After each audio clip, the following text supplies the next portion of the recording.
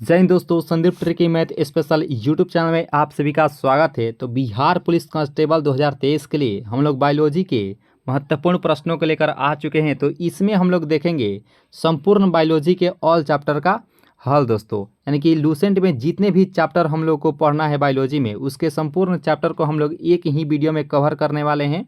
तो इस वीडियो को आप सभी अंत तक जरूर देखने का प्रयास कीजिएगा, क्योंकि एक वीडियो अगर आप सही से तैयारी कर लेते हैं सिर्फ इसी वीडियो को, तो आपसे एक भी प्रश्नोत्तर एग्जाम में छूटने वाले नहीं है दोस्तों। यानी कि इसके अंदर से ही आपके एग्जाम में 100% रहने वाले हैं। और सभी प्रश्नोत्तर जो है आपको वन लाइनर में दिया जाएगा, और आपको पीडीएफ जो है आपको टेलीग्राम ग्रुप में बिल्कुल ही फ्री में दे दिया जाएगा। वहाँ से आप कभी भी प्रैक्टिस कर सकते हैं। तो चलिए दोस्तों, सेशन को स्टार्ट करते हैं और देखते हैं हम लोग बारी बारी से प्रश्न को। तो सबसे पहले हम लोग सामान्य परिचय जानेंगे बायोलॉजी में। तो विज्ञान की वह शाखा जिसके अंतर्गत समस्त सजीवों अर्थात जीवधारियों का अध्ययन किया जाता है, जीव विज्ञान कहलाता है। ठीक है। और यहाँ पे प्रश्न है कि जीव विज्ञान शब्द का प्रयोग सर्वप्रथम किसने किया था। देखिए यहाँ पे शब्द का प्रयोग सर्वप्रथम लैमार्क और ट्रेबिरेनस के द्वारा 1801 ईस्वी में किया गया था। और जीव एवं जंतु विज्ञान का जनक अरस्तु को कहा जाता है। या पूछेगा कि जीव विज्ञान के जनक किसे कहा जाता है, तो अरस्तु को कहा जाता है। ये भी याद रखेगा दोस्तों, काफ़ी महत्वपूर्ण सवाल है। इस सेशन को अगर अच्छे से तैयारी कर लेते हैं तो आपसे बायोलॉजी से कहते हैं 100% एक भी प्रश्नोत्तर आपसे छूटने वाले नहीं है दोस्तों। यानी कि 100% यहीं से ही क्वेश्चंस आने वाले हैं, सभी बायोलॉजी के क्वेश्चंस। तो इसका पीडीएफ आपको टेलीग्राम ग्रुप में मिल जाएगा दोस्तों। ठीक है, वहाँ से आप कभी भी प्रैक्टिस कर सकते हैं। और यहाँ पे प्रश्न देखिए कि जैव विकास को सर्वप्रथम समझाया था, तो लैमार्क ने सर्वप्रथम समझाए थे। और चिकित्सा शास्त्र का जनक कौन है, तो हिप्पोक्रेट्स नामक वैज्ञानिक थे। यह भी याद रखेगा, बहुत ही महत्वपूर्ण यह प्रश्न है कि चिकित्सा शास्त्र के जनक कौन है, तो हिप्पोक्रेट्स थे। और भारत में चिकित्सा का जनक किसे कहा जाता है, तो चरक को कहा जाता है। भारत में चिकित्सा के जनक किसे कहा जाता है, तो वह चरक को कहा जाता है। और वनस्पति विज्ञान का जनक कौन है, तो थियोफ्रेटस नामक वैज्ञानिक थे। ये भी याद रखिएगा, वनस्पति विज्ञान के जनक कौन थे, तो थियोफ्रेटस नामक वैज्ञानिक। और यहाँ पे प्रश्न है कि भारत में शल्य चिकित्सा के जनक कौन है, तो भारत में शल्य चिकित्सा के जनक सुश्रुत है। ये भी याद रखेगा, बहुत ही महत्वपूर्ण प्रश्न है कि भारत में शल्य चिकित्सा के जनक कौन है, तो सुश्रुत नामक वैज्ञानिक थे। ये भी याद रखेगा, बहुत ही महत्वपूर्ण ये सवाल है। और मानव का विकास इतिहास परंपराओं से संबंधित विषय क्या कहलाता है, तो एंथ्रोपोलॉजी कहलाता है। ये भी याद रखेगा कि मानव विकास इतिहास परंपराओं से संबंधित विषय क्या कहलाता है, तो एंथ्रोपोलॉजी कहलाता है। यहाँ पे वन लाइनर में इसलिए वीडियो लाया गया है ताकि आपको बहुत ही कम समय में अधिक जानकारी प्राप्त हो सके। अगर वन लाइनर हटाकर अगर ऑप्शन वाला रहा था तो ये वीडियो मान लीजिए इस चैप्टर में 16 से 20 चैप्टर इसमें कवर करेंगे। तो अगर 16 से 20 चैप्टर इसमें कवर करेंगे तो वो 3 से 4 घंटा ये लग सकता है या अधिक भी लग सकता है। लेकिन आपको बहुत ही कम समय में आपको सभी चैप्टर को आसानी से बता देंगे ताकि आपको समय कम लगे और आपको A to Z याद भी हो जाए। और यहाँ पे प्रश्न है कि हिस्टोरिया एनिमलिज में पुस्तक के लेखक कौन है, तो ये अरस्तु थे। ये भी बहुत बार ये एग्जाम में आ चुका है कि हिस्टोरिया एनिमलिस में पुस्तक के लेखक कौन है, तो ये अरस्तु को बोला जाता है। यानी कि अरस्तु के द्वारा ये पुस्तक लिखी गई थी। और हिस्टोरिया प्लांटोरम पुस्तक के लेखक कौन है, तो थियोफ्रेटस नामक वैज्ञानिक थे। ये दो ही जो है पुस्तक, ये बार बार एग्जाम पूछा जाता है कि हिस्टोरिया एनिमलिस में पुस्तक के लेखक कौन है, तो ये अरस्तु। और हिस्टोरिया प्लांटोरम पुस्तक के लेखक थियोफ्रेटस थे। ये भी याद रखेगा। ठीक है। और यहाँ से देखिए हम लोग आ जाते हैं पाठ के ऊपर कि जीवधारियों का वर्गीकरण। तो देखिए जीवों के आधुनिक वर्गीकरण या वर्गीकी का पिता किसे कहा जाता है, तो कैरोलस लिनियस को कहा जाता है। काफ़ी बार एग्जाम में आ चुका है कि जीवों के आधुनिक वर्गीकरण या वर्गीकी का जनक किसे कहा जाता है, यानी कि पिता किसे कहा जाता है, कैरोलस लिनियस को कहा जाता है। और जीवों के नामकरण के द्विनाम पद्धति को प्रचलित किया किसने किया था, तो कैरोलस लिनियस ने ही 1753 ईस्वी में किया थे। काफ़ी बार ये भी एग्जाम में आ चुका है। सही प्रश्नोत्तर बहुत ही महत्वपूर्ण है, बस आप अंत तक जोर देखने का प्रयास कीजिएगा। ये क्लास आपके लिए बेहद ही इम्पोर्टेंट है। ये क्लास देख लेते हैं तो आपसे बायोलॉजी से एक भी प्रश्नोत्तर छूटने वाले नहीं है। और यहाँ पे प्रश्न देखिए कि 5 जगत वर्गीकरण पद्धति को प्रस्तुत किया था रॉबर्ट एच व्हिटेकर ने 1969 ईस्वी में किया था। ये भी बार बार एग्जाम पूछा जाता है कि 5 जगत वर्गीकरण पद्धति को किसने प्रस्तुत किया था, तो रॉबर्ट एच व्हिटेकर नामक वैज्ञानिक ने 1969 ईस्वी में किए थे। और समस्त जीवों का 5 जगत वर्गीकरण किसने किया था? तो मोनेरा, प्रोटिस्टा, कवक, पादप और जंतु में ये किए थे। यह भी याद रखेगा कि कितने जगत में वर्गीकरण किए थे, तो 5 जगत में। और वो जगत जो थी वह मोनेरा थी, प्रोटिस्टा थी, कवक थी, पादप और जंतु थी। ठीक है। और यहाँ पे प्रश्न है कि सभी प्रोकैरियोटिक जीव सम्मिलित किए जाते हैं, तो मोनेरा जगत में किए जाते हैं। काफ़ी बार ये भी एग्जाम में आता है कि सभी प्रोकैरियोटिक जीव किस में सम्मिलित किए जाते हैं, तो मोनेरा जगत में ये सम्मिलित किए जाते हैं। ये सभी प्रश्नोत्तर वन लाइनर होगी दोस्तों। और मोनेरा जगत के सदस्य कौन होते हैं? तो जीवाणु होते हैं, नील हरित शैवाल होते हैं, या साइनोबैक्टीरिया हम लोग कह सकते हैं। जीवाणु का इंग्लिश बैक्टीरिया होता है, ये भी याद रखिएगा दोस्तों। और यहाँ पे प्रश्न है कि प्रोकैरियोटिक जीवों में नहीं होता है, तो केंद्रक यानी कि न्यूक्लियस नहीं होता है, ये भी याद रखेगा। काफ़ी बार एग्जाम में पूछता है कि प्रोकैरियोटिक जीव में इनमें से क्या नहीं होता है, तो वह न्यूक्लियस नहीं होता है यानी कि केंद्रक नहीं होता है, ये भी याद रखेगा। और एक कोशिकीय यूकैरियोटिक जीव सम्मिलित किए जाते हैं, तो प्रोटिस्टा जगत में सम्मिलित किया जाता है। काफ़ी बार ये भी एग्जाम में आता है कि एक कोशिकीय यूकैरियोटिक जीव में किसको सम्मिलित किए जाते हैं, तो प्रोटिस्टा जगत को सम्मिलित किए जाते हैं। और यहाँ पे प्रश्न है कि प्रोटिस्टा जगत के सदस्य इनमें से कौन कौन होते हैं, तो शैवाल, कवक और प्रोटोजोआ होते हैं, जो कि प्रोटिस्टा जगत के सदस्य होते हैं, ये भी याद रखिएगा। और यूकैरियोटिक में उपस्थित होता है, तो देखिए यूकैरियोटिक में ये उपस्थित होता है केंद्रक या न्यूक्लियस इसमें उपस्थित रहता है, लेकिन प्रोकैरियोटिक में क्या होता है, तो केंद्रक अनुपस्थित होता है, नहीं कि वह रहता ही नहीं है न्यूक्लियस, और यूकैरियोटिक में उपस्थित रहता है, ये भी याद रखेगा। ये प्रश्न का केंद्रक आंसर हो जाएगा। अब देखेंगे जीवाणु, देखेंगे दोस्तों कि बैक्टीरिया को कवर करेंगे। सभी पार्ट को हम लोग एक ही वीडियो में कवर करने वाले हैं। तो जीवाणु हम लोग देखेंगे सर्वप्रथम। तो देखिए जीवाणु की खोज लीवेनहॉक ने किए थे 1683 ईस्वी में, और वो जीवाणु कैसे थी, तो जीवित जीवाणु थी। और जीवाणु का विज्ञान का पिता किसे कहा जाता है, तो जीवाणु विज्ञान का पिता लीवेनहॉक को ही कहा जाता है। और जीवाणु नाम किसने दिया था, तो एहरेनबर्ग ने 1829 ईस्वी में जीवाणु नाम दिए थे। ये भी याद रखिएगा दोस्तों कि जीवाणु नाम किसने दिया था, तो एहरेनबर्ग ने 1829 ईस्वी में दिए थे। और यहाँ पे प्रश्न है कि कोशिकीय संरचना वाला छोटा जीव कौन होता है, तो वह जीवाणु ही होता है। कोशिकीय संरचना वाला जीव कौन सा होता है, तो वह जीवाणु होता है। और जीवाणुओं की कोशिका भीति बनी होती है, तो म्यूकोपेप्टाइड की बनी होती है। काफ़ी बार ये भी एग्जाम में आ चुका है कि जीवाणुओं की कोशिका भीति किसकी बनी होती है, तो म्यूकोपेप्टाइड की बनी होती है, यह भी याद रखेगा। तो चलिए हम लोग नेक्स्ट प्रश्न को देखते हैं। और यहाँ पे प्रश्न है कि दलहनी पौधे की जड़ों में पाए जाने वाला जीवाणु कौन सा होता है। काफ़ी बार एग्जाम में पूछा जाता है कि दलहनी पौधे की जड़ों में पाए जाने वाला जीवाणु कौन सा होता है, तो राइजोबियम नामक जीवाणु होता है, जो कि दलहनी पौधों के जड़ों में पाया जाता है। काफ़ी बार ये भी एग्जाम में आ चुका है। और यहाँ पे प्रश्न है कि वायुमंडलीय नाइट्रेट को नाइट्रेट के रूप में परिवर्तित करता है, तो राइजोबियम इस प्रश्न का राइट आंसर हो जाएगा। वायुमंडलीय नाइट्रोजन को नाइट्रेट के रूप में परिवर्तित करता है, तो वह राइजोबियम ही करता है। अब वायुमंडल में नाइट्रोजन 78% है, ये भी याद रखेगा। सबसे अधिक जो है गैसें वह नाइट्रोजन ही होती है। और यहाँ पे प्रश्न है कि दूध में पाए जाने वाला जीवाणु कौन सा होता है, तो दूध में पाए जाने वाला जीवाणु जो होता है वो, यहाँ पे दूध नहीं दही होगा, तो दही में पाए जाने वाला जीवाणु कौन सा होता है, तो लैक्टोबैसिलस नामक जीवाणु होता है, ये भी याद रखें दोस्तों। और दूध में लैक्टिक अम्ल पाया जाता है, ये भी याद रखेगा। ठीक है। और दही में पाए जाने वाला जीवाणु यहाँ पे लैक्टोबैसिलस नामक जीवाणु होता है। और दही या दूध कहे तो उसमें लैक्टोकिक अम्ल पाया जाता है, ये भी याद रखेगा। और यहाँ पे प्रश्न की एंटीसेप्टिक सर्जरी की खोज किसने की थी, तो जोसेफ लिस्टर के द्वारा एंटीसेप्टिक सर्जरी के खोज किया गया था, ये भी याद रखेगा। और यहाँ पे प्रश्न की जीवाणुओं का कृत्रिम संवर्धन रॉबर्ट कोच के द्वारा किया गया था। काफ़ी बार ये भी पूछा गया है एग्जाम में कि जीवाणुओं की कृत्रिम संवर्धन की खोज किसके द्वारा किया गया था, तो वह रॉबर्ट कोच के द्वारा ये भी किया गया था। और यहाँ पे प्रश्न है कि जीवाणुओं में राइबोसोम पाया जाता है, तो 70S पाया जाता है। 70S ये याद रखिएगा, VBI प्रश्न है कि जीवाणुओं में राइबोसोम पाया जाता है, तो वह 70S पाया जाता है, ये भी याद रखिएगा। अब देखेंगे हम लोग प्रोटोजोआ से जितने भी प्रश्नोत्तर आते हैं एग्जाम में वह सभी को कवर करने वाले हैं। देखिए प्रोटोजोआ होता है तो वह एक कोशिकीय जीव होता है। याद रखिएगा दोस्तों कि प्रोटोजोआ जो होता है वह एक कोशिकीय जीव होता है।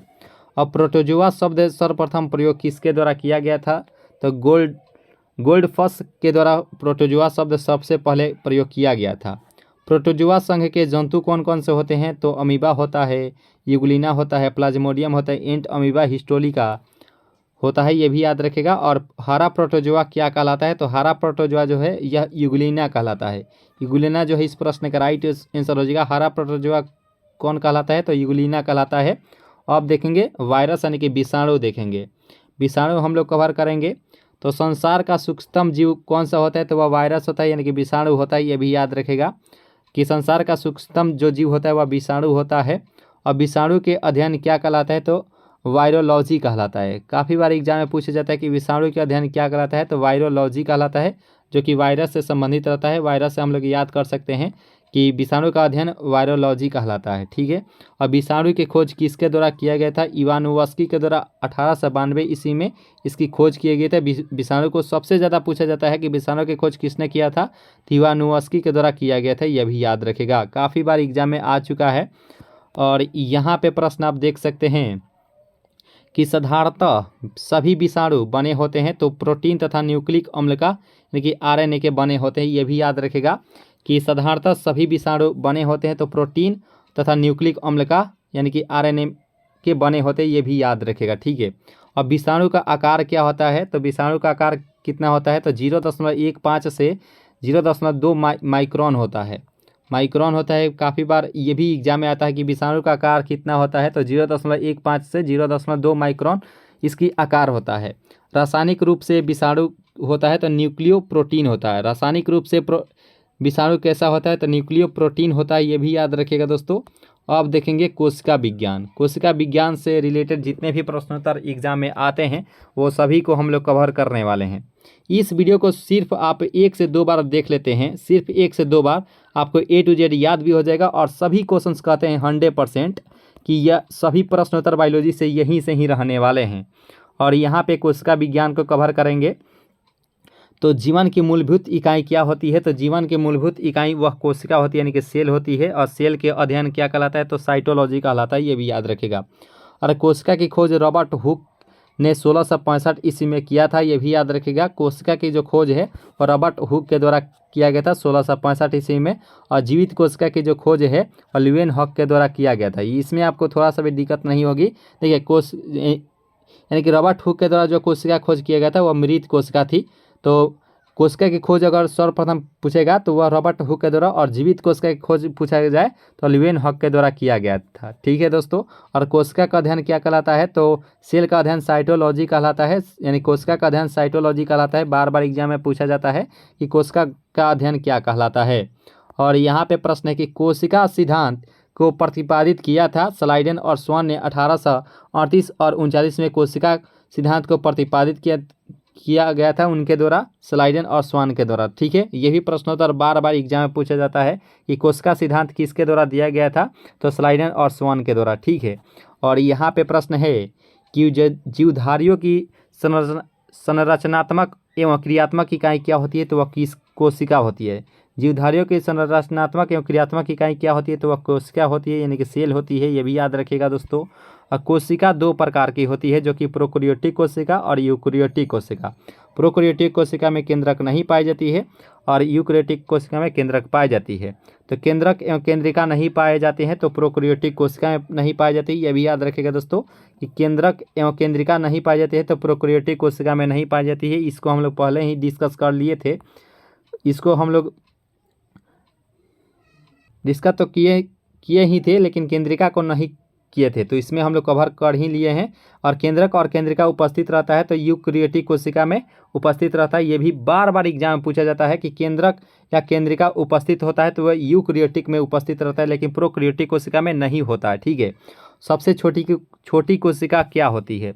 तो माइकोप्लाज्मा गैलसेप्टिकम जीवाणु की होती है। तो याद रखिएगा दोस्तों कि सबसे छोटी कोशिका कौन सी होती है? तो माइकोप्लाज्मा होती है। ये ज़्यादातर ये ऑप्शन माइकोप्लाज्मा ही दिया रहता है, याद रखिएगा दोस्तों। तो माइकोप्लाज्मा ग्लिसेप्टिक जीवाणु की होती है, यह भी याद रखिएगा दोस्तों। चलिए नेक्स्ट प्रश्न कवर करते हैं। और यहाँ पे प्रश्न है कि सबसे बड़ी कोशिका होती है तो शुतुरमुर्ग की अंडा की होती है। ये भी बार बार एग्जाम में पूछा जाता है कि सबसे बड़ा कोशिका किसकी होती है? तो शुतुरमुर्ग का अंडा का ही होता है। मानव शरीर की सबसे लंबी कोशिका कौन होती है? तो न्यूरॉन यानी कि तंत्रिका कोशिका होती है। मान लीजिए न्यूरॉन अगर नहीं दिया रहता ऑप्शन में तो तंत्रिका कोशिका जरूर ही दिया रहेगा। अगर तंत्रिका कोशिका नहीं दिया रहता है तो न्यूरॉन आपको मिल सकता है ऑप्शन में। दोस्तों काफ़ी बार ये भी एग्जाम में आ चुका है कि मानव शरीर की सबसे लंबी कोशिका कौन है? तो तंत्रिका कोशिका होती है यानी कि न्यूरॉन ही होती है, याद रखिएगा दोस्तों। अब मानव शरीर में पाए जाने वाली सबसे छोटी कोशिका कौन सी होती है? तो सेरिबेलम की गेन्यूल सेल की होती है, सेरिबेलम की होती है। मानव शरीर में पाए जाने वाली सबसे छोटी कोशिका कौन सी होती है? तो सेरिबेलम की गेन्यूल सेल की होती है, ये भी याद रखेगा। इस क्लास को अगर दोस्तों अच्छे से तैयारी कर लेते हैं तो आपसे कहते हैं एक भी प्रश्न उत्तर नहीं छूटेगा दोस्तों। पीडीएफ आपको टेलीग्राम में ज्वाइन होते हैं तो वहाँ पे आपको पीडीएफ बिल्कुल फ्री में दे दिया जाएगा, वहाँ से आप कभी भी प्रैक्टिस कर सकते हैं दोस्तों, ठीक है। पीडीएफ आप जरूर ही डाउनलोड करके प्रैक्टिस कर लीजिएगा ताकि आपको 100 टू क्या कहे आपको 200% याद रहे और आप एग्जाम में 100% सही करके आएँ दोस्तों, ठीक है। मेन प्रयास है आप लोगों से सिलेक्शन लेना।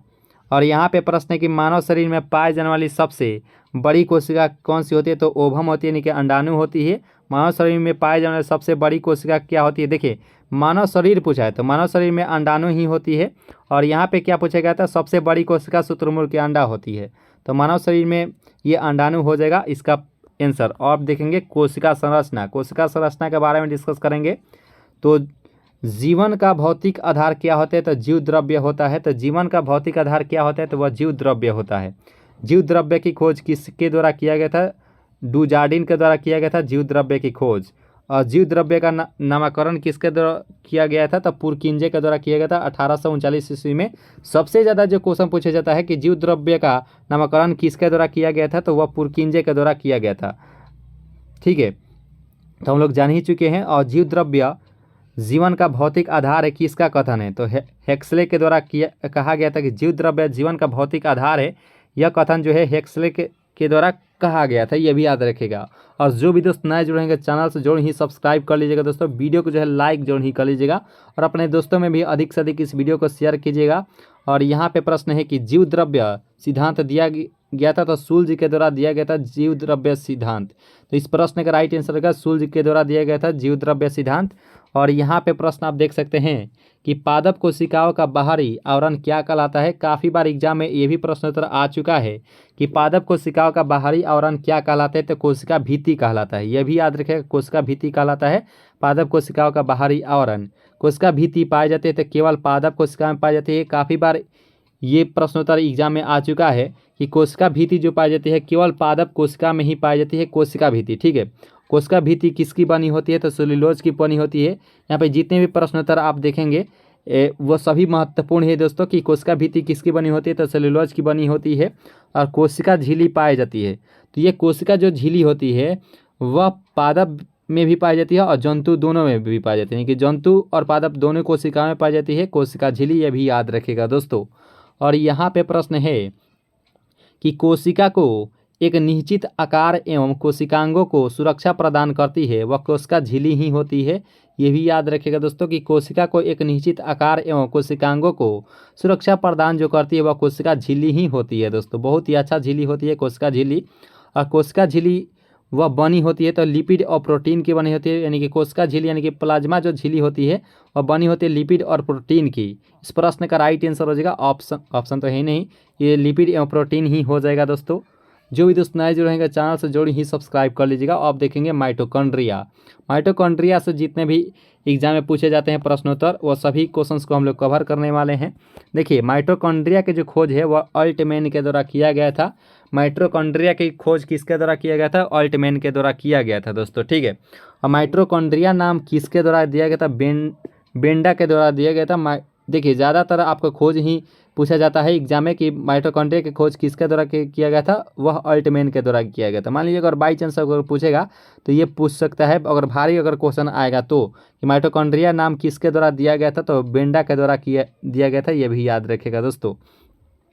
और यहाँ पे प्रश्न आप देखिए कि माइटोकॉन्ड्रिया नहीं होता है, माइटोकॉन्ड्रिया ये जीवाणु में नहीं होता है। इस प्रश्न का राइट आंसर हो जाएगा ये जीवाणु जो है यानी कि बैक्टीरिया जो है, इस प्रश्न का राइट आंसर होगा। माइटोकॉन्ड्रिया नहीं होता है जो कि जीवाणु में। माइटोकॉन्ड्रिया में पाए जाने वाला द्रव्य क्या कहलाता है? तो मैट्रिक्स कहलाता है। यह भी याद रखेगा दोस्तों कि माइटोकॉन्ड्रिया में पाए जाने वाला जो द्रव्य होता है वह मैट्रिक्स के नाम से जाना जाता है। और कोशिका का पावर हाउस यानी कि ऊर्जा गृह कहा जाता है। तो कोशिका का पावर हाउस जो है यानी कि ऊर्जा गृह वो माइटोकॉन्ड्रिया को ही कहा जाता है। ये भी याद रखेगा, बार बार ये बहुत बार एग्जाम में आ चुका है कि कोशिका का पावर हाउस यानी कि ऊर्जा गृह किसे कहा जाता है, तो वह माइटोकॉन्ड्रिया को ही कहा जाता है। और कोशिका का श्वसन केंद्र कौन होता है, तो कोशिका का श्वसन केंद्र जो होता है वह भी माइटोकॉन्ड्रिया ही होता है।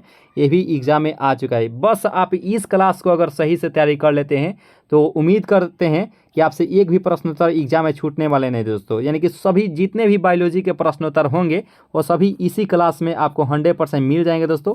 इस सेशन को आप सही से 1 से 2 बार जरूर ही देखने का प्रयास कीजिएगा। अगर एक बार देख लेते हैं 1x पर, उसके बाद 2x पे आप क्या कीजिएगा, आप प्रैक्टिस कर लीजिएगा दोस्तों, ठीक है। वैसे हम PDF तो देने ही वाले हैं टेलीग्राम ग्रुप में, ठीक है, वहाँ से आप प्रैक्टिस कर सकते हैं। अगर वीडियो देखना चाहते हैं तो आप देख भी सकते हैं, ठीक है। इस क्लास को आप जरूर ही अच्छे से तैयारी कर लीजिएगा, क्योंकि इससे ज़्यादा आज तक ना पूछा गया है और ना ही पूछा जाएगा, यानी कि इसका अंदर से ही पूछा जाएगा, ये 100% दावा है दोस्तों, ठीक है। और यहाँ पे हम लोग माइटोकॉन्ड्रिया श्वसन केंद्र को कवर कर चुके थे। और यहाँ माइटोकॉन्ड्रिया में ऊर्जा किस रूप में संचित होता है, वह ATP के रूप में ये संचित होता है। और ATP का हम लोगों से फुल फॉर्म भी पूछ लिया जाता है कि ATP का फुल फॉर्म क्या होता है, तो एडिनोसिन ट्राइफॉस्फेट होता है। याद रखिएगा दोस्तों, एडिनोसिन ट्राइफॉस्फेट जो है वह ATP का पूर्ण रूप होता है। तो माइटोकॉन्ड्रिया में ऊर्जा जो किस रूप में संचित होता है, तो वह ATP के रूप में संचित होता है। और जो भी दोस्त नए जुड़ेंगे चैनल से जरूर ही सब्सक्राइब कर लीजिएगा दोस्तों। और जो भी दोस्त लाइक नहीं किए होंगे जरूर ही लाइक कर लीजिएगा। आपके लिए बेहद ही महत्वपूर्ण सेशन लेकर आए हैं दोस्तों, ठीक है। और ATP का निर्माण कहाँ होता है, तो माइटोकॉन्ड्रिया में ATP का निर्माण होता है। काफ़ी बार एग्जाम में आ चुका है कि ATP का निर्माण कहाँ होता है, तो वह माइटोकॉन्ड्रिया में ही होता है। और ATP इकाई किसकी होती है, तो ये ऊर्जा की इकाई होती है। ATP जो इकाई होती है वह ऊर्जा की ही होती है। जिस प्रकार से हम लोग बायोलॉजी का देख रहे हैं उसी प्रकार से हम लोग ऑल सब्जेक्ट को कवर करने वाले हैं, ये 1 लाइनर के रूप में ही दोस्तों, ठीक है। तो क्रेब्स चक्र होता है तो माइटोकॉन्ड्रिया में ही होता है क्रेब्स चक्र। तो क्रेब्स चक्र जो होता है वह माइटोकॉन्ड्रिया में ही होता है, याद रखिएगा दोस्तों। और क्रेब्स चक्र की खोज किसके द्वारा किया गया था, तो हेंस क्रेब्स के द्वारा किया गया था क्रेब्स चक्र की खोज। और माइटोकॉन्ड्रिया का दिल कहलाता है तो क्रिस्टी कहलाता है। काफ़ी बार ये भी एग्जाम में अच्छा सवाल है कि माइटोकॉन्ड्रिया का दिल क्या कहलाता है, क्रिस्टी कहलाता है। ये भी बार बार एग्जाम में पूछा जाता है कि क्रिस्टी क्या होता है, तो ये माइटोकॉन्ड्रिया का दिल ही होता है, दिल, ठीक है। तो दिल कहलाता है माइटोकॉन्ड्रिया का क्रिस्टी, ये भी याद रखेगा। चलिए हम लोग नेक्स्ट चैप्टर को देखते हैं। और यहाँ पे प्रश्न है कि प्रयोगशाला में सर्वप्रथम DNA डीऑक्सी न्यूक्लिक एसिड का संश्लेषण किया था, हरगोबिंद खुराना ने किए थे। इस प्रश्न का राइट आंसर हो जाएगा, ऑप्शन तो है नहीं, तो हरगोबिंद खुराना इस प्रश्न का राइट आंसर हो जाएगा। प्रयोगशाला में सर्वप्रथम DNA का संश्लेषण हरगोबिंद खुराना को इन्हें नोबेल पुरस्कार भी मिल चुका है दोस्तों। अब पैतृकता सिद्ध करने में सहायक होता है, तो DNA और फिंगरप्रिंटिंग टेस्ट इस प्रश्न का राइट आंसर हो जाएगा। पैतृकता सिद्ध करने में जो सहायता करता है वह DNA फिंगरप्रिंटिंग ही होता है। इसमें चोर को भी पता लगाया जा सकता है। जैसे मान लीजिए कोई किसी की हत्या करता है तो वह उसके फिंगरप्रिंटिंग से पता चल जाएगा कि यही इसकी हत्यारा है, ठीक है। तो यहाँ पे प्रश्न है कि फिंगरप्रिंटिंग एवं डायग्नोस्टिक केंद्र अवस्थित है, तो वह हैदराबाद में अवस्थित है दोस्तों। DNA फिंगरप्रिंटिंग और डायग्नोस्टिक केंद्र कहाँ अवस्थित है, तो ये हैदराबाद में अवस्थित है। और सेलुलर और मॉलिक्यूलर जीव विज्ञान का केंद्र स्थित होता है, वह भी हैदराबाद में स्थित है। और यहाँ पे प्रश्न है कि RNA का संश्लेषण होता है तो वह DNA से होता है। RNA का संश्लेषण जो होता है वह DNA से होता है। और RNA शर्करा में पाई जाती है तो राइबोसोम पाई जाती है। काफ़ी बार एग्जाम में आ चुका है कि RNA में शर्करा पाई जाती है तो वह राइबोसोम में पाई जाती है, यह भी याद रखिएगा दोस्तों। और यहाँ पे प्रश्न है कि DNA में मौजूद शर्करा डीऑक्सीराइबोज होती है। DNA में मौजूद जो शर्करा होती है वह डीऑक्सीराइबोज होती है। और केंद्रक में DNA का अंश कितना होता है, तो वह 10% के लगभग होती है। केंद्रक में न्यूक्लियस में DNA का अंश जो होता है वह लगभग 10% होता है, यह भी याद रखेगा।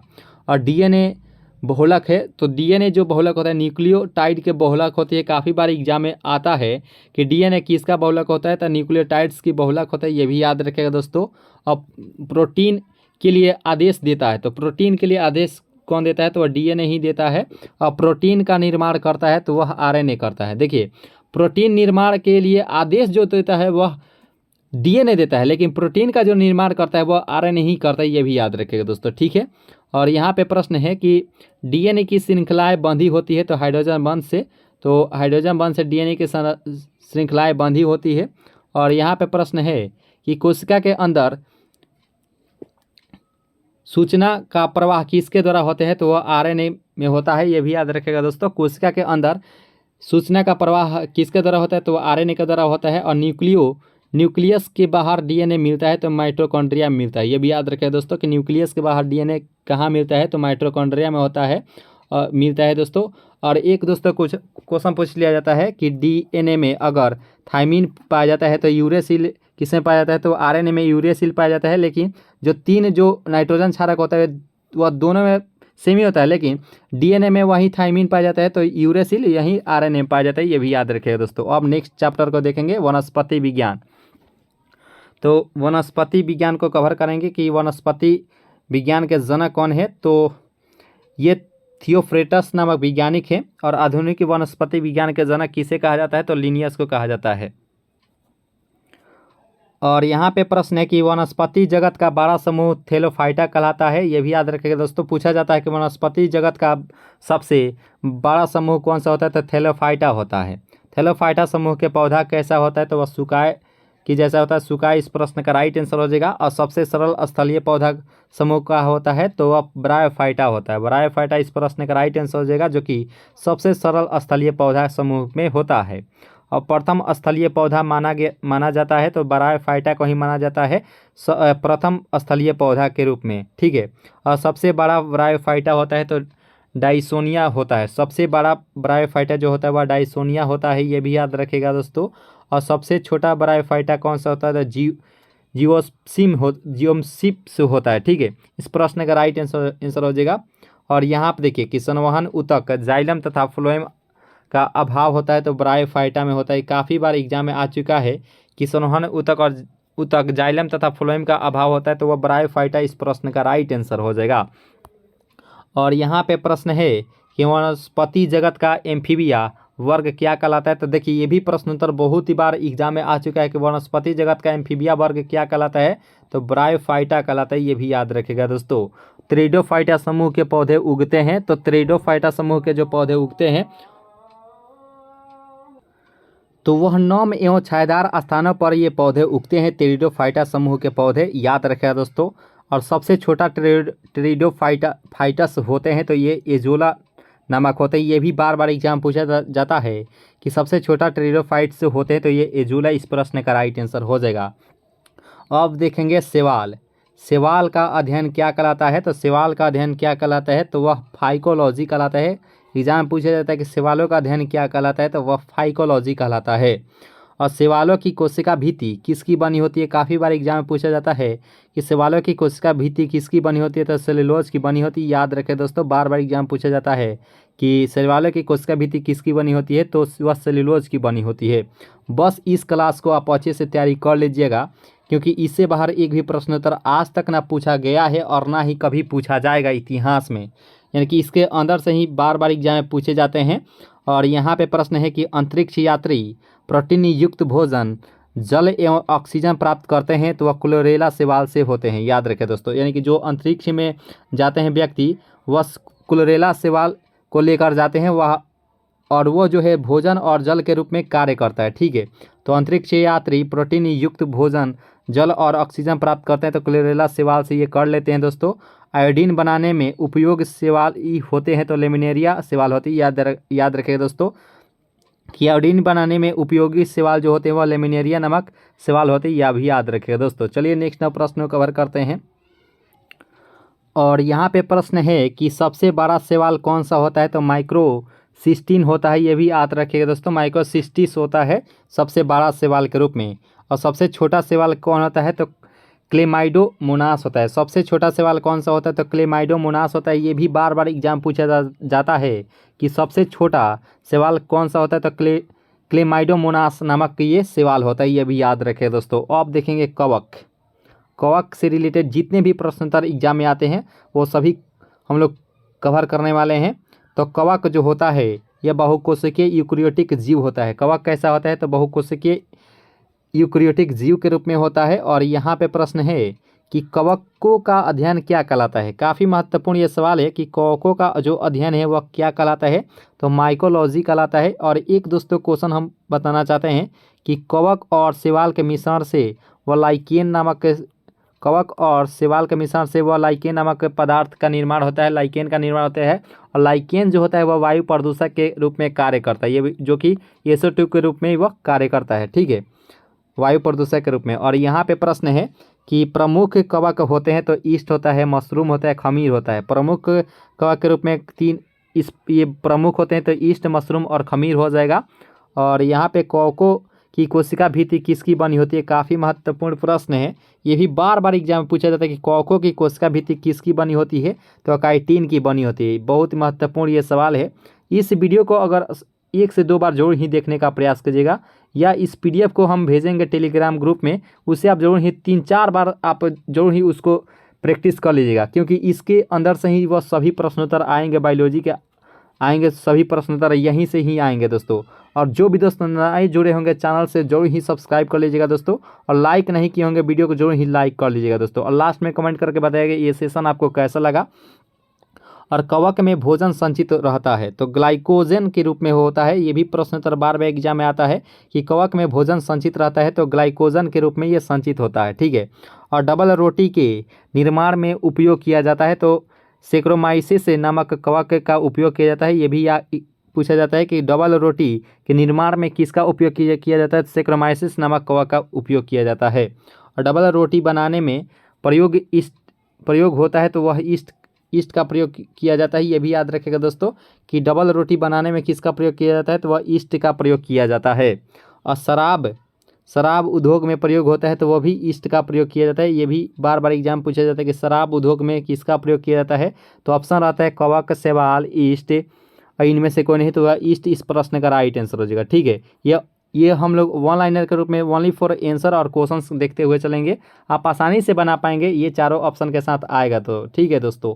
और यहाँ पे प्रश्न है कि बेकरी में ब्रेड बनाने के लिए ईस्ट का उपयोग किया जाता है, तो ब्रेड को मुलायम और लचीला बनाने के लिए। काफ़ी एग्जाम में ये भी प्रश्नोत्तर पूछा जाता है कि बेकरी में ब्रेड बनाने के लिए ईस्ट का प्रयोग किया जाता है, तो ब्रेड को मुलायम और लचीला बनाने के लिए। ये प्रश्नोत्तर में यही पूछ लिया जाता है कि ब्रेड को मुलायम और लचीला बनाने के लिए किसका उपयोग किया जाता है, तो वह ईस्ट इस प्रश्न का राइट आंसर हो जाएगा, ईस्ट। इस प्रकार से ये क्वेश्चन आता है एग्जाम में कि ब्रेड को मुलायम और लचीला बनाने में किसका उपयोग किया जाता है, तो वह ईस्ट नामक पदार्थ का किया जाता है। यहाँ पे हम लोग इस तरह से भी प्रश्नोत्तर देख चुके हैं कि बेकरी में ब्रेड बनाने के लिए ईस्ट का उपयोग किया जाता है, ब्रेड को मुलायम और लचीला बनाने के लिए। अब देखेंगे लाइकेन का अब हम लोग पढ़ने वाले हैं कि लाइकेन से जितने भी सवाल पूछे जाते हैं एग्जाम में वो सभी को कवर करने वाले हैं।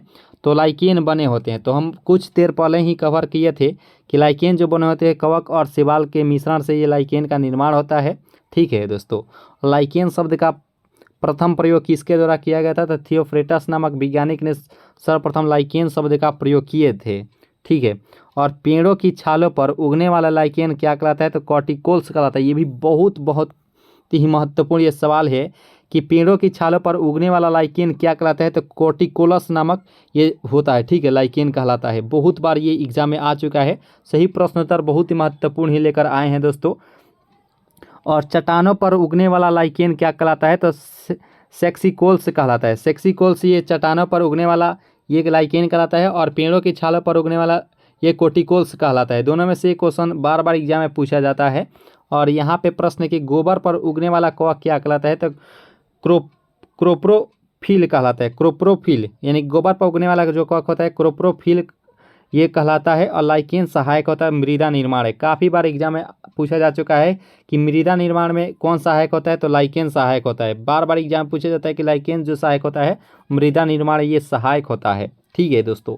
और यहाँ पे ये भी प्रश्नोत्तर बहुत ही VVI है कि प्रयोगशाला में प्रयोग होने वाला लिटमस पत्र प्राप्त किया जाता है, तो रोसेला लाइकेन से प्राप्त किया जाता है, ठीक है दोस्तों।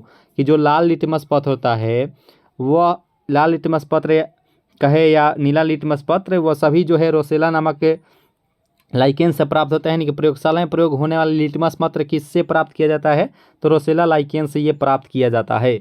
और यहाँ पे प्रश्न है कि इत्र बनाने में उपयोग में लाए जाने वाला लाइकेन कौन सा होता है, लोबेरिया, इर्बेनिया, रेमनीला इस प्रश्न का राइट आंसर हो जाएगा इत्र बनाने यानी कि सेंट कहा जाए। जैसे फॉग हो गया तो नहीं पूछा जाता है, खासकर टीवी में पूछा जाता है कि अभी क्या चल रहा है इंडिया में, तो फॉग चल रहा है, ठीक है। तो वहीं यहाँ पे सेंट यानी कि इत्र बनाने में उपयोग लाया जाने वाला लाइकेन होता है लोबेरिया, इर्बेनिया और रेमनीला इस प्रश्न का राइट आंसर हो जाएगा, ठीक है दोस्तों। और यहाँ पे प्रश्न के यहाँ पे पाठ का नाम है अनावृत बीजी। तो अनावृत ब्रिजी से जितने भी प्रश्नोत्तर पूछे जाते हैं एग्जाम में वो सभी प्रश्नों को हम लोग कवर करेंगे कि अनावृत बीजी यानी कि जिम्नोस्पर्म समूह के पौधे में बीज होते हैं तो नग्न होते हैं यानी कि आवरण नहीं होता है। तो अब देखिए अनावृत बीजी ये तो सबसे ज़्यादा पूछा जाता है जिम्नोस्पर्म, क्योंकि इसका इंग्लिश होता है। तो जिम्नोस्पर्म समूह के पौधे में बीज होते हैं तो वह नग्न होते हैं, इसमें आवरण नहीं होते हैं। अनावृत को ही जिम्नोस्पर्म बोला जाता है, ये भी याद रखिएगा दोस्तों। और यहाँ पे प्रश्न है कि सबसे बड़ा अनावृत बीजी पौधे कौन सा होता है, वह सिकोया होता है, ये भी याद रखेगा दोस्तों। बार बार एग्जाम पूछा जाता है कि सबसे बड़ा अनावृत बीजी पौधा कौन सा होता है, वह सिकोया होता है। और जो भी दोस्त नए जुड़े रहेंगे चैनल से जोड़े ही सब्सक्राइब कर लीजिएगा दोस्तों, आपके लिए बेहद ही महत्वपूर्ण ये सेशन है। लाइक नहीं किए होंगे वीडियो को, जो ही लाइक भी कर लीजिएगा दोस्तों, ठीक है। PDF आपको टेलीग्राम ग्रुप में मिल जाएगा और टेलीग्राम ग्रुप का जो लिंक है इसी वीडियो के नीचे डिस्क्रिप्शन बॉक्स में आपको टेलीग्राम ग्रुप का लिंक दिया रहेगा, वहाँ से आप ज्वाइन करके इसका PDF डाउनलोड करके आप कभी प्रैक्टिस कर सकते हैं, ठीक है दोस्तों।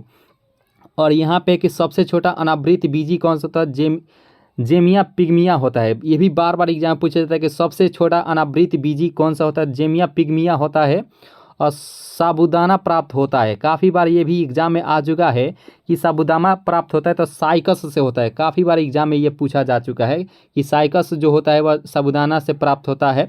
और ये देखिए प्रश्न कि अनावृत बीजी पौधे में परागण की क्रिया होती है तो वायु के माध्यम से होती है, ठीक है दोस्तों। किसी प्रकार के क्वेश्चन आए आप बायोलॉजी से आप बिल्कुल ही आप आसानी से बना पाएंगे, ये 100% दावा है दोस्तों इस वीडियो को देखने के बाद, ठीक है। अनावृत बीजी पौधे के परागण की क्रिया होती है वह वायु के माध्यम से होती है। और अब देखेंगे आवृत बीजी से जितने भी प्रश्नोत्तर आज तक पूछे गए हैं या भविष्य में पूछे जाएंगे वो सभी प्रश्नोत्तर को हम लोग देखेंगे आवृत बीजी से जितने भी प्रश्नोत्तर पूछे जाते हैं। तो आवृत बीजी यानी कि एंजियोस्पर्म समूह के पौधे में बीज होते हैं तो फल के अंदर होते हैं आवृत बीजी के समूह के पौधे के बीज, ठीक है, फल के अंदर। इस प्रश्न का राइट आंसर हो जाएगा। और सबसे बड़ा आवृत बीजी पौधा होता है तो वह यूकेलिप्टस होता है, यूकेलिप्टस, ठीक है। सबसे बड़ा आवृत बीजी पौधा होता है यूकेलिप्टस होता है। और सबसे छोटा आवृत बीजी पौधा होता है वह लेमना होता है। ये सबसे ज़्यादा पूछा जाता है कि सबसे छोटा आवृत बीजी पौधा कौन सा होता है, तो वह लेमना इस प्रश्न का राइट आंसर हो जाएगा, ठीक है। चलिए हम लोग नेक्स्ट प्रश्न को कवर करते हैं।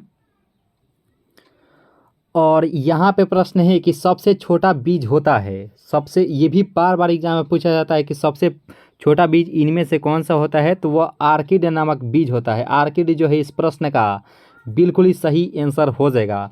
और यहाँ पे प्रश्न है कि सबसे बड़ा बीज होता है तो लोडोसिया का होता है। लोडोसिया इस प्रश्न का राइट आंसर हो जाएगा। सबसे बड़ा बीज के रूप में लोडोसिया होता है।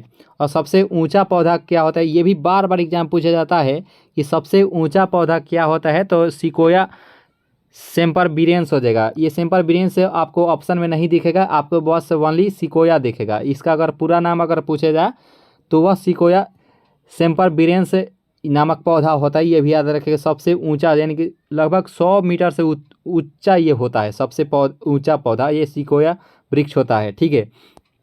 और यहाँ पे प्रश्न है कि सोलेनेसी कुल पौधे के होते हैं, तो सोलेनेसी कुल के पौधे कौन कौन से होते हैं, तो आलू, बैगन, टमाटर, तंबाकू, मिर्च। तो ये सोलेनेसी कुल के पौधे होते हैं तो आलू, बैगन, टमाटर, तंबाकू, मिर्च हो जाएगा।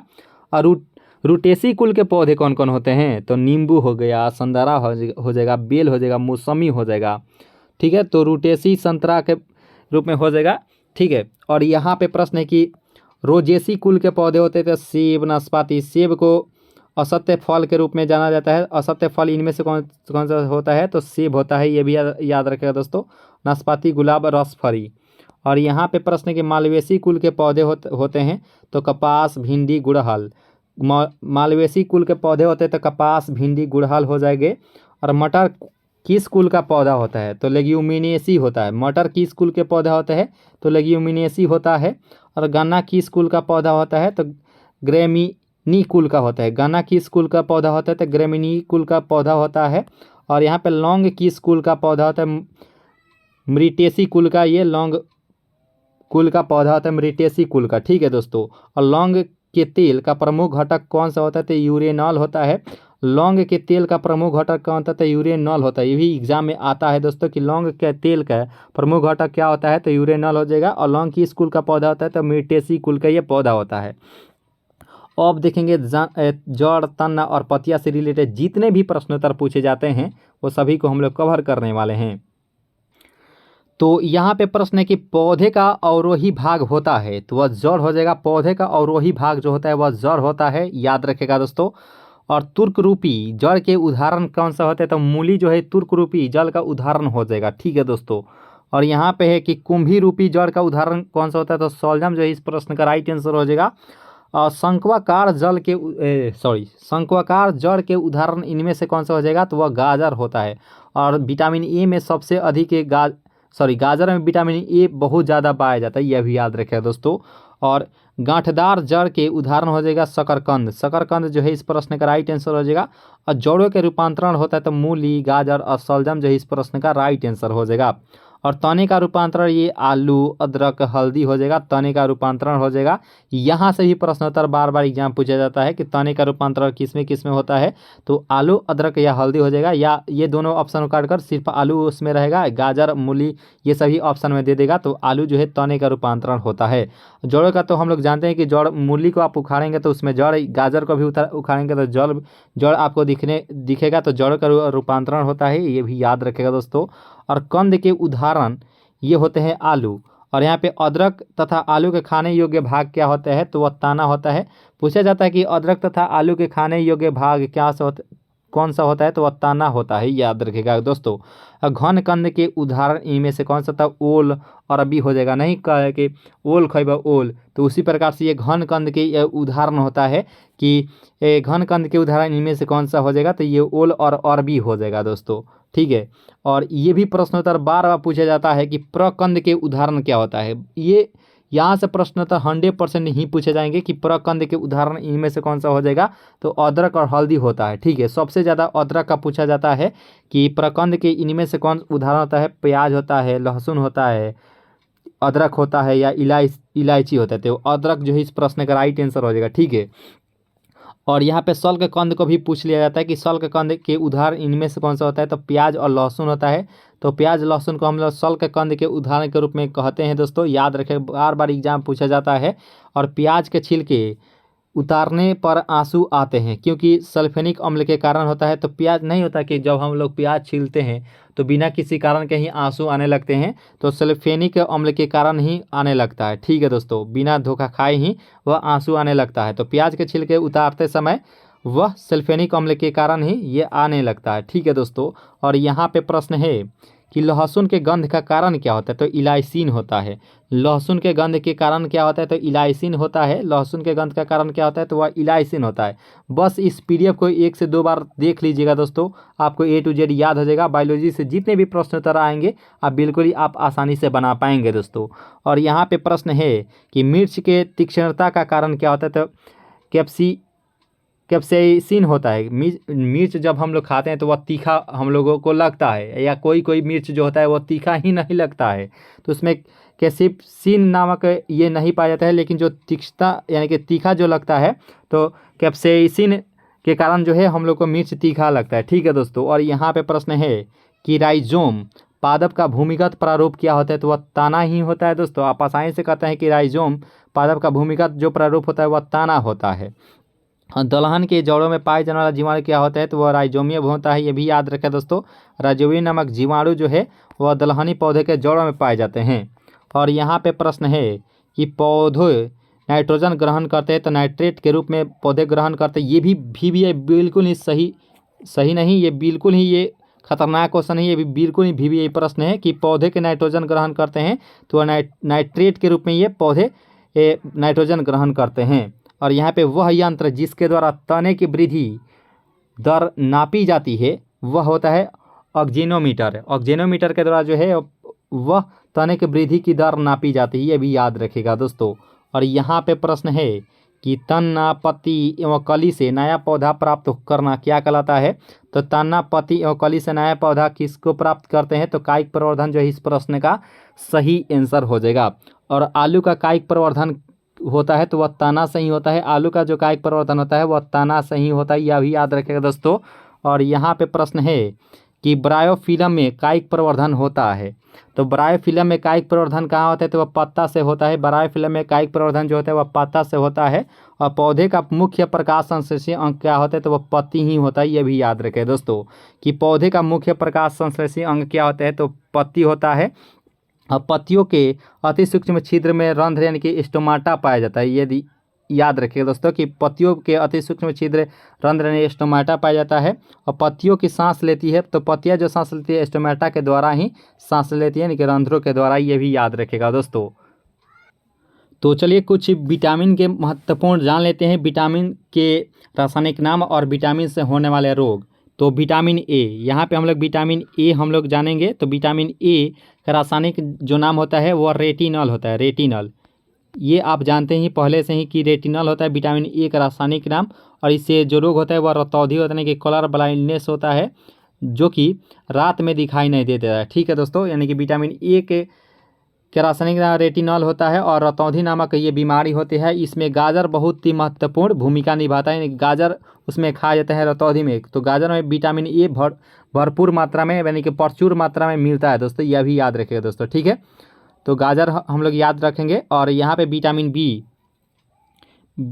बी हम लोग यहाँ पे हम लोग देख लेंगे। तो विटामिन बी वन ही सबसे ज़्यादा पूछा जाता है कि थायमीन इसका रासायनिक नाम होता है। थायमीन हम लोग याद रखेंगे। थायमीन जो है ये बेरी नामक इसकी कमी से होता है। बेरी नामक रोग होता है। बेरी हो जाएगा दोस्तों। थायमीन के इसका रासायनिक नाम होता है, तो विटामिन बी वन के कारण होता है बेरी नोक।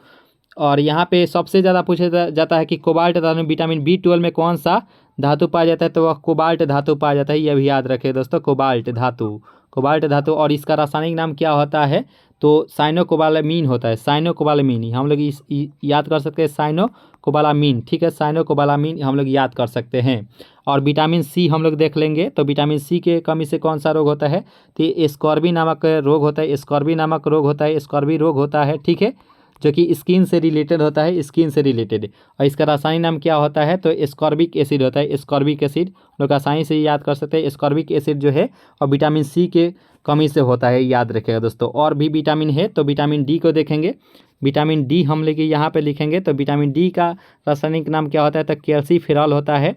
कैल्सीफेरॉल इसका रासायनिक नाम होता है। और रिकेट्स नामक रोग होता है, यह भी याद रखिए। देखिए, रिकेट्स नामक जो रोग होता है वह बच्चों में होता है। रिकेट्स नामक रोग, ये आप लोग मुँहज़बानी याद रखिएगा दोस्तों। रिकेट्स नामक जो रोग होता है वह बच्चों में होता है। और वयस्क यानी कि जो बच्चों से अधिक यानी कि वयस्क जो मनुष्य होते हैं उसमें ऑस्टियोमलेशिया नामक रोग होता है, जो कि वयस्क में जो रोग होता है ऑस्टियोमलेशिया नामक रोग होता है, यह भी याद रखिएगा विटामिन डी के कारण। और विटामिन ई सबसे ज़्यादा पूछा जाता है। विटामिन ई के कारण कौन सा रोग होता है? वह टोकोफेरॉल होता है, यानी कि जनन शक्ति में कम होता है। यानी कि बांझपन आप सुने ही होंगे कि बांझपन किसी को लड़का नहीं हो पाता है तो वह बांझपन यानी कि नपुंसकता हम लोग कह सकते हैं, यानी कि टोकोफेरॉल हम लोग कह सकते हैं। टोकोफेरॉल जो है इसकी रासायनिक नाम होता है टोकोफेरॉल। बांझपन या नपुंसकता यानी कि जनन शक्ति की कम होना। ठीक है, और विटामिन के भी पूछ लिया जाता है। सबसे ज़्यादा विटामिन के पूछा जाता है कि फिलोक्विनन इसका रासायनिक नाम होता है। फिलोक्विनन इसका रासायनिक नाम होता है। और रक्त का थाका होना ये विटामिन के कारण होता है। ये भी याद रखें दोस्तों कि रक्त का थाका होना किस विटामिन के कारण होता है? तो ये विटामिन के कारण होते हैं, याद रखिएगा दोस्तों। और भी दोस्तों क्वेश्चन पूछा जाता है कि रक्त कैसा ऊतक होता है? तो रक्त तरल संयोजी ऊतक होता है। रक्त तरल संयोजी यहाँ पे लिखा हुआ नहीं है दोस्तों, हम यहाँ पे लिखकर बता दे रहे हैं कि तरल संयोजी ऊतक होता है। तरल संयोजी ऊतक याद रखें दोस्तों। रक्त कैसा होता है? तो तरल संयोजी ऊतक होता है, यह भी याद रखेगा। और रक्त का पीएच मान सबसे ज़्यादा पूछा जाता है कि रक्त का पीएच वैल्यू कितना होता है? तो 7.4 होता है, कि रक्त का पीएच मान जो होता है वह 7.4 होता है। और वैसे अम्ल का पीएच मान जो होता है वह 7 से कम होता है। और क्षार का पीएच मान 7 से अधिक होता है। उदासीन विलयन का पीएच मान वह 7 होता है, ये भी याद रखेगा दोस्तों। ठीक है दोस्तों, और ये एक दोस्तों क्वेश्चन पूछ लिया जाता है, या ये यहाँ पे हम लोग कवर कर लेते हैं कि, और यहाँ पे हड्डियों से रिलेटेड भी क्वेश्चन पूछ लिया जाता है कि मनुष्य के शरीर में कुल हड्डियों की संख्या 206 होती है। याद रखें, ये सभी दोस्तों को मालूम है कि 206 होती है, और बाल्यावस्था में हड्डियों की संख्या 208 होती है। कहीं कहीं आपको 306 भी मिल पाएगी। ठीक है दोस्तों, तो ये ऑप्शन में ये 208 नहीं रह पाएगा, यानी कि 306 भी आपको कहीं कहीं मिलेगी। तो 208 भी इस प्रश्न का राइट आंसर हो जाएगा। बाल्य अवस्था में ये हड्डियों की संख्या होती है, और यहाँ पे मनुष्य के शरीर में कुल हड्डियों की संख्या 206 हो जाएगा। ठीक है, और यहाँ पे सिर की कुल हड्डियों की संख्या कितनी होती है? देखिए, जो हम लोग का सिर होता है उसमें कुल हड्डियों की संख्या 29 होती है। बार बार एग्जाम में पूछा जाता है कि सिर का हड्डियों की संख्या कितनी होती है। और देखिए, कपाल में हड्डियों की संख्या 8 होती है। कपाल में हड्डियों की संख्या कितनी होती है? तो वह 8 होती है। और जो फेस होती है, हम लोग का जो चीक होता है, यानी कि फेस, यानी कि फेशियल जो होता है, उसमें 14 हड्डियाँ होती है। याद रखें दोस्तों। और कान में जो है वह 3 हड्डियाँ होती है। हम आपको बताएंगे, सॉरी, कान में दोनों साइड 3 हड्डियाँ होती है, वह 6 होती है। यानी कि कान में जो है वह 6 हड्डियाँ होती है। वह कौन कौन सी होती है हम बिल्कुल ही अभी ही बताने वाले हैं, बस आप थोड़ा सा इंतजार कीजिए।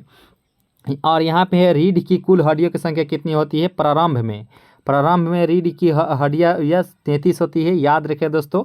और रीढ़ की कुल हड्डियों की संख्या विकसित होने पर, यानी कि जब हम लोग बड़े हो जाते हैं तो उस समय 26 हो जाती है। वह जो हड्डियाँ होती है वह जुट जाती है। तो वह एक हड्डी में, मान लीजिए 2 हड्डी है तो वह जुट कर एक हड्डी में वह हो जाती है, तो वह 26 हो जाती है। यानी कि प्रारंभ में जो है हड्डियों की संख्या 33 होती है, उसके बाद विकसित होने पर यह 26 हो जाती है, सिकुड़ कर, यानी कि जुट कर। और पसलियों की कुल संख्या कितनी होती है? हड्डियों की संख्या, तो वह 24 होती है। पसलियों की कुल हड्डियों की संख्या 24 होती है, ये भी याद रखेगा दोस्तों।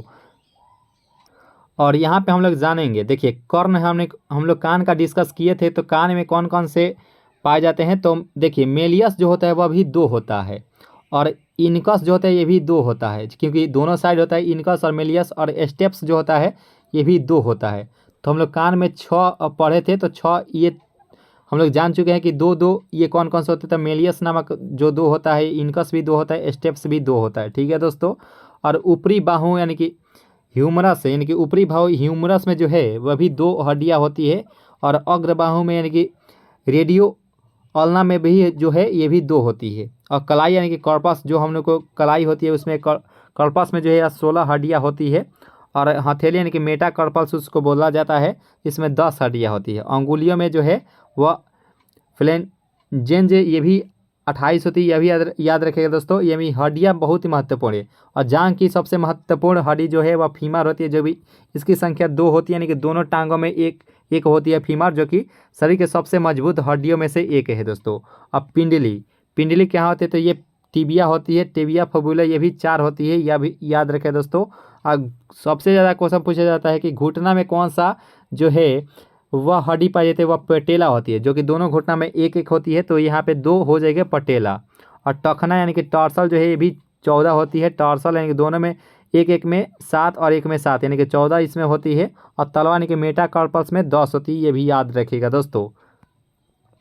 और ये भी सवाल हम लोगों से पूछ लिया जाता है कि कुछ जीवधारियों के वैज्ञानिक नाम से भी रिलेटेड 1 या 2 प्रश्न होता है। एग्जाम में हर साल पूछता ही है, लेकिन हमेशा से आता है कि मनुष्य का वैज्ञानिक नाम क्या होता है? तो होमोसेपियंस होता है। होमोसेपियंस जो है मनुष्य का वैज्ञानिक नाम होता है। मेढा का क्या होता है? फ्रॉग, यानी कि राना टिग्रीना होता है। राना टिग्रीना ये मेढा का वैज्ञानिक नाम होता है। और बिल्ली का क्या होता है? तो फेलिस डोमेस्टिका होता है। तो फेलिस डोमेस्टिका जो है वह बिल्ली का रासायनिक नहीं, वैज्ञानिक नाम होता है। कुत्ता का क्या होता है? तो कैनिस फेमिलियारिस होता है। कैनिस फेमिलियारिस जो है वह कुत्ता का वैज्ञानिक नाम होता है। गाय का क्या होता है? तो बॉस इंडिकस होता है। सबसे ज़्यादा पूछे जाने वाला प्रश्नोत्तर बॉस इंडिकस पूछा जाता है कि बॉस इंडिकस इनमें से किसका वैज्ञानिक नाम होता है? तो गाय का। मनुष्य का भी पूछा जाता है कि मनुष्य का वैज्ञानिक नाम क्या होता है? तो होमोसेपियंस होता है। और मक्खी का क्या होता है? तो मस्का डोमेस्टिका होता है। तो मक्खी का क्या होता है? तो मस्का डोमेस्टिका इसका वैज्ञानिक नाम होता है। आम का क्या होता है? मैंगिफेरा इंडिका होता है। ये भी बार बार एग्जाम में पूछा जाता है कि मैंगिफेरा इंडिका किसका वैज्ञानिक नाम होता है? तो वह आम का, यानी कि मैंगो का वैज्ञानिक नाम होता है, मैंगिफेरा इंडिका। और यहाँ पे धान का क्या होता है? तो ओरिजा सतीवा इस प्रश्न का राइट आंसर हो जाएगा। धान का जो है वैज्ञानिक क्या होता है? तो ओरिजा सतीवा जो है इस प्रश्न का राइट आंसर हो जाएगा। गेहूं का क्या होता है, तो ट्रिटिकम अस्टिवम इस प्रश्न का राइट आंसर है। ट्रिटिकम, ये भी बार बार एग्जाम पूछा जाता है कि गेहूं का जो है वैज्ञानिक नाम क्या होता है, वेट, तो ट्रिटिकम अस्टिवम इस प्रश्न का राइट आंसर हो जाएगा। मटर यानी कि पी का क्या होता है, तो पीसम सतीवम होता है। पीसम सतीवम जो है इसका वैज्ञानिक नाम होता है। चना का क्या होता है, ग्रेम यानी कि सीसर अरिटिनम होता है। सीसर अरिटमन जो है वह चना का वैज्ञानिक नाम होता है। सरसों का क्या होता है, तो ब्रासिका कंपेस्ट्रियस होता है। ब्रासिका कंपेस्ट्रिस होता है ये सरसों का वैज्ञानिक नाम। मस्टर्ड का ये वैज्ञानिक नाम होता है, ये याद रखेगा दोस्तों। और दोस्तों यहाँ से ही प्रश्नोत्तर बार बार एग्जाम पूछा जाता है। ये वैज्ञानिक शाखाएं से रिलेटेड कि एपी कल्चर किसका पालन कहलाता है, तो देखिए एपी कल्चर जो है वह मधुमक्खी पालन का अध्ययन कहलाता है। मधुमक्खी पालन का अध्ययन क्या कहलाता है, तो एपी कल्चर कहलाता है। काफ़ी बार एग्जाम में पूछा जाता है ये इस सेक्शन से, ठीक है दोस्तों, कि एपी कल्चर किसका अध्ययन कहलाता है, तो मधुमक्खी पालन का अध्ययन कहलाता है। और सेरीकल्चर किसका अध्ययन कहलाता है, तो रेशम कीट पालन का सेरीकल्चर अध्ययन कहलाता है, याद रखेगा दोस्तों। और पीसी कल्चर किसका अध्ययन कहलाता है, तो पीसी कल्चर ये मत्स्य पालन यानी कि मछली पालन का अध्ययन पीसी कल्चर कहलाता है, ये भी याद रखेगा दोस्तों। इन सब का पीडीएफ जो है आपको टेलीग्राम ग्रुप में मिल जाएगा। टेलीग्राम ग्रुप का जो लिंक है इसी वीडियो के नीचे डिस्क्रिप्शन में दिया रहेगा। और जो भी दोस्तों नए जुड़ेंगे चैनल से जरूर ही सब्सक्राइब भी कर लीजिएगा। और माइकोलॉजी को हम लोग जानते ही हैं कि कवकों का अध्ययन जो ये माइकोलॉजी कहलाता है। कवकों का अध्ययन माइकोलॉजी कहलाता है। और फाइकोलॉजी जो है और शैवालों का अध्ययन कहलाता है। और कवक और शैवाल के मिश्रण से लाइकेन का निर्माण होता है जो कि वायु प्रदूषक के रूप में कार्य करता है, ये भी याद रखेगा दोस्तों। और एंथोलॉजी किसका कहलाता है, देखिए एंथोलॉजी जो है वह पुष्पों का अध्ययन कहलाता है। और पोमोलॉजी, देखिए यहाँ पे पोमोलॉजी है, तो पोमोलॉजी जो है फलों का अध्ययन कहलाता है। पोमोलॉजी जो है फलों का अध्ययन कहलाता है। और ऑर्निथोलॉजी यानी कि उड़निथोलॉजी यानी पक्षियों का अध्ययन जो है ये भी ऑर्निथोलॉजी यानी कि पक्षियाँ क्या उड़ती है, तो उड़निथोलॉजी से हम लोग यहाँ पे याद कर सकते हैं। ऑर्निथोलॉजी जो है पक्षियों का अध्ययन कहलाता है, ये भी याद रखेगा दोस्तों। इक्थियोलॉजी ये मछलियों का अध्ययन कहलाता है। इक्थियोलॉजी जो है मछलियों का अध्ययन, देखिए मछलियों का अध्ययन ये इक्थियोलॉजी कहलाता है। और यहाँ पे क्या था मछली पालन में, तो ये पीसी कल्चर ये मत्स्य पालन हो जाएगा, ठीक है दोस्तों, हम लोग समझ चुके हैं। और यहाँ पे प्रश्न है कि एंटोमोलॉजी यानी पे एंट क्या होता है, तो चींटी होती है, तो चींटी यानी कि एंटो यानी कि कीटों का अध्ययन क्या कहलाता है, तो यह एंटोमोलॉजी कहलाता है। तो और डेंड्रोलॉजी क्या कहलाता है, वृक्षों एवं झाड़ियों का अध्ययन क्या कहलाता है, तो डेंड्रोलॉजी कहलाता है वृक्षों एवं झाड़ियों का अध्ययन, ये भी याद रखेगा दोस्तों। और ऑफियोलॉजी क्या कहलाता है, सर्पों यानी कि स्नेक्स का अध्ययन क्या कहलाता है, तो ऑर्फियोलॉजी। और सोरोलॉजी, हम लोग छिपकली से डर जाते हैं कभी कभी, खासकर लड़के नहीं लड़कियां खासकर छिपकली से डरती है तो सॉरी बोलने लगती है, तो सॉरीलॉजी यानी कि सोरोलॉजी क्या कहलाता है, छिपकलियों का अध्ययन कहलाता है, यहाँ पे हम लोग याद कर सकते हैं आसानी से। और सिल्वीकल्चर क्या कहलाता है, तो काष्ठी पेड़ों का संवर्धन जो है सिल्वीकल्चर कहलाता है, ये भी याद रखेगा दोस्तों, ठीक है दोस्तों। हॉर्टिकल्चर बार बार एग्जाम पूछा था कि हॉर्टिकल्चर किसका अध्ययन कहलाता है, तो वह उद्यान विज्ञान का हॉर्टिकल्चर कहलाता है, ये भी याद रखेगा दोस्तों। और यहाँ पे है फ्लोरिकल्चर किसका अध्ययन करता है, फूलों की खेती का अध्ययन जो है वह फ्लोरिकल्चर, याद रखेगा दोस्तों। फूलों का अध्ययन जो है वह फ्लोरिकल्चर हो जाएगा दोस्तों। कुछ महत्वपूर्ण गुणसूत्र जान लेते हैं, देखिए कुछ महत्वपूर्ण गुणसूत्र जान लेते हैं। देखिए मनुष्य में गुणसूत्रों की संख्या कितनी होती है, तो मनुष्य में गुणसूत्रों की संख्या 46 होती है, जो कि 23 जोड़ी होती है। 46 ये संख्या होती है, 23 जोड़ी इसकी जोड़ा में होती है, क्योंकि जोड़ा 2 में होती है। और पूछा जाता है कि आलू में कितनी होती है, तो आलू में होती है ये 48 होती है, आलू में 48 होती है, याद रखें दोस्तों। गुणसूत्र की संख्या आलू में 48 होती है। और घोड़ा में 64 होती है, ये महत्वपूर्ण गुणसूत्र होते हैं। और कुत्ता में कितनी होती है, तो कुत्ता में 78 होती है। कबूतर में 80 होती है, याद रखें दोस्तों, ठीक है। कुत्ता में 78 होती है, कबूतर में 80 होती है। और यहाँ पे पूछा जाता है, मेढक में भी पूछ लिया जाता है, तो मेढक में कितनी होती है, तो मेढक में 26 होती है, ये भी याद रखें दोस्तों। मेढक में 26 होती है, यह भी याद रखेगा दोस्तों। और मच्छर में भी पूछ लिया जाता है, तो मच्छर में कितनी होती है, तो देखिए मच्छर में 6 होती है, यह भी याद रखेगा दोस्तों। और प्याज में कितनी होती है, तो प्याज में 16 होती है। और मक्का में 20 होती है, ठीक है दोस्तों, मक्का में 20 होती है। तो दोस्तों इस प्रकार से इस महत्वपूर्ण सेशन को यहीं पे ख़त्म किया जाता है। इसका PDF जो है आपको टेलीग्राम ग्रुप में मिल जाएगा दोस्तों। उम्मीद करते हैं ये सेशन आप सभी को बहुत ही अच्छी लगी होगी तो एक लाइक जरूर कीजिएगा दोस्तों। और जो भी दोस्त नए जुड़ेंगे चैनल से जरूर ही सब्सक्राइब कर लीजिएगा और लास्ट में कमेंट करके बताइएगा ये सेशन आपको कैसा लगा। इस वीडियो को 1 से 2 बार देख लीजिएगा दोस्तों, आपको A to Z याद भी हो जाएगा। इस क्लास को अगर 2 से 3 बार देख लेते हैं तो आपको याद हो जाएगा दोस्तों। और सभी प्रश्नोत्तर यहीं से ही 100% रहने वाले हैं। तो उम्मीद करते हैं ये सेशन आप सभी को अच्छी लगी होगी। तो हंसते रहिए और मुस्कुराते रहिए और अपनी तैयारी को जो है मजबूत करते रहिए। अभी के इतना दोस्तों, जय हिंद।